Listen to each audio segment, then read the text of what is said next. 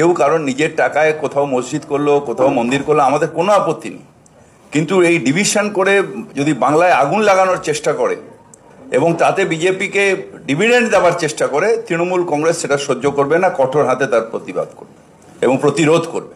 প্রত্যেক নির্বাচনের আগে একটা দুটো তৃণমূল কংগ্রেস থেকে গাদ্দারকে নিয়ে গিয়ে তারা এই কার্ডটা খেলে। এবার তারা হিমায়ুন ভাইকে ধরেছেন এবং আমার বিশ্বাস যে বিজেপির কথাতেই এই ডিভিশনাল পলিটিক্স অর্থাৎ সেটা করেন। আপনি রেজিনগরে থাকেন, ভরতপুরের বিধায়ক, কেন বেলডাঙ্গায় বাবরি মসজিদ হবে? কারণ বেলডাঙ্গা কিছুদিন আগে কমিউনাল সেন্সিটিভ জায়গা ছিল এবং সেইখানে করলে রাইট লাগাতে সুবিধা হবে, দাঙ্গা লাগলে ভোটের সমীকরণ হবে।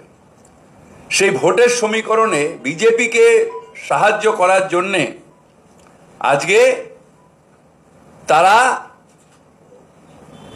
এই কাজটা করবার চেষ্টা করছে।